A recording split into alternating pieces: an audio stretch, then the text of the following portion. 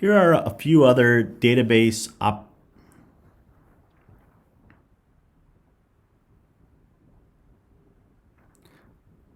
This list shows a few other database architecture types. There are in-memory databases where all the data is stored in memory or RAM rather than on storage media devices, and this provides much faster access to the data. Main memory is volatile, so if your database is in memory and your laptop crashes or your battery dies, and guess what? You lost all your data. Most databases nowadays offer a hybrid version where it's partially stored in memory and partially stored on storage.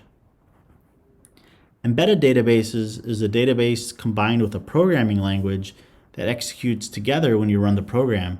They are typically single user applications that don't require a DBA and used often for mobile devices. SQLite is an example of a popular embedded database. Federated database is when two or more databases that are coordinated by middleware, which is a software application.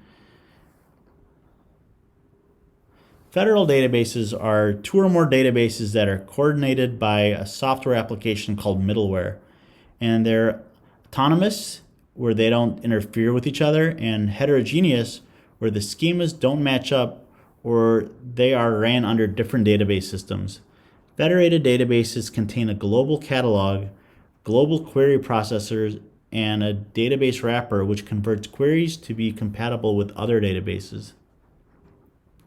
A data lake is a database of unstructured raw data that's as is, which makes running different types of analytics easier in order to make better company decisions.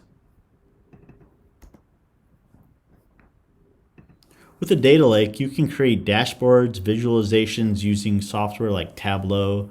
You can do big data processing, real-time analytics, machine learning to help make better decisions, and more. Data lakes are similar to a data warehouse, and both data lakes and data warehouses have separate databases. Both data lakes and data warehouses are a separate database designed for analytic queries, and the date comes from the multiple source systems.